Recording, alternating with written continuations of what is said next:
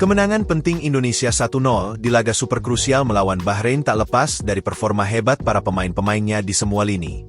Namun ada beberapa pemain yang begitu menonjol yang cukup impactful alias berpengaruh terhadap jalannya permainan. Salah satunya adalah performa seorang pemain di lini belakang. Dia adalah Rizky Ridho. Salah satu trio defender timnas yang sedang menemukan kemistrinya kembali. Setelah satu laga melawan Australia mereka berpisah. Idzes, Habner dan Ridho adalah trio defender yang menjadi topik pembicaraan akhir-akhir ini.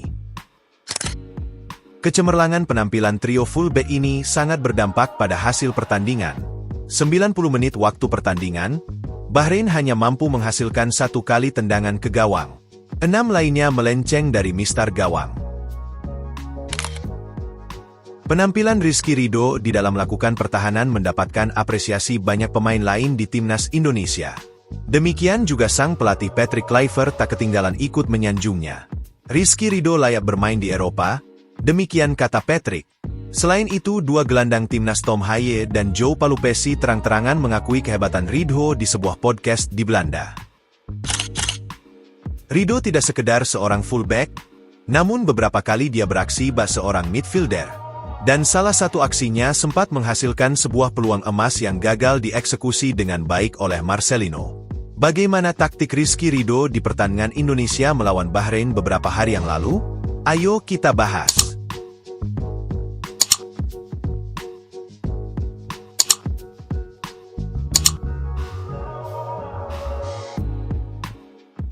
Sebagai pemecah serangan alias breaker, formasi default Indonesia saat melawan Bahrain adalah 3-4-3. Namun saat sedang dalam keadaan out of possession atau bertahan, berubah menjadi 5-2-3. Pada babak kedua bertahan lebih total menjadi 5-4-1. Meskipun Patrick ucapkan 5-3-1 dalam instruksinya kepada Idzes yang terekam di TV. Jadi saat bertahan ada 5 pemain yang berada di barisan belakang timnas Garuda. Mereka adalah trio fullback yaitu Idzes, Ridho dan Habner, ditambah 2 wingback kanan Dix dan wingback kiri Kelvin Verdong. Dari 5 pemain tersebut Ridho lebih sering menjadi breaker, pemecah serangan. Sebelum serangan itu sampai ke barisan terakhir pertahanan timnas. Tercatat beberapa kali melakukan intercept di depan lini pertahanan.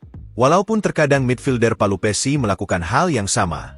Beberapa aksinya dalam memecah serangan di lini belakang terekam di beberapa video berikut. Pada momen ini Rizky Ridho keluar dari barisan bertahan. Dia maju melakukan marking terhadap Al-Humaidan. Serangan akhirnya mampu dipatahkan oleh Kevin Dix. Momen ini menunjukkan Ridho kembali naik untuk melakukan marking terhadap Humaidan. Sehingga Humaidan selalu tidak leluasa melakukan serangan.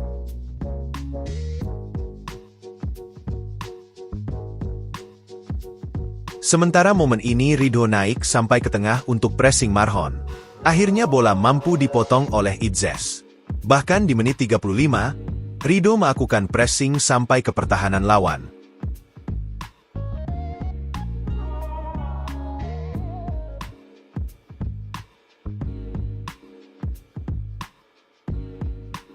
Sebagai motor dalam build-up atau dalam membangun serangan.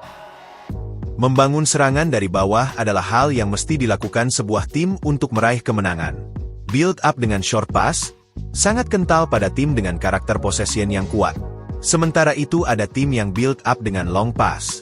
Tim yang memilih build-up dengan long pass biasanya tim-tim yang tidak terlalu kuat dalam possession namun lebih memilih taktik instan atau shortcut untuk mencapai kotak penalti lawan.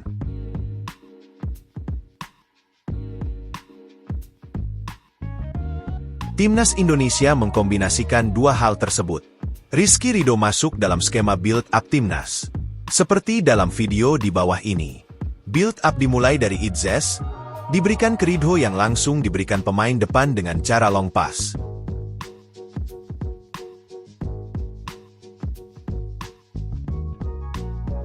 Kali ini build-up dimulai dari Hubner, lalu diberikan kepada Ridho. Ridho memberikan umpan terobosan kepada Kevin Dix.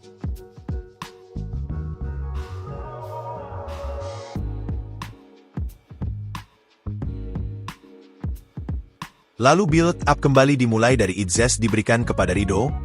Rido mencari pemain depan yang sedang dalam keadaan bebas, lalu diberikan umpan terobosan kepada pemain tersebut. Melakukan rotasi dengan Kevin Dix. Aksi Rido yang sering maju keluar dari garis pertahanan sudah sangat difahami para pemain yang lain, terutama pemain yang berada di barisan pertahanan, yaitu Idzes, Hubner, Verdong dan Kevin Dix. Saat Rido maju melakukan marking ataupun pressing, maka pos yang ditinggalkan Rido digantikan oleh Kevin Dix. Demikian juga pemain defender lain yang maju untuk melakukan hal yang sama seperti Rido, maka yang lain akan menggantikan atau mengamankan pos yang ditinggalkan. Seperti pada menit ke-33 ini, posisi Bang J yang ditinggalkan dijaga oleh Rizky Ridho.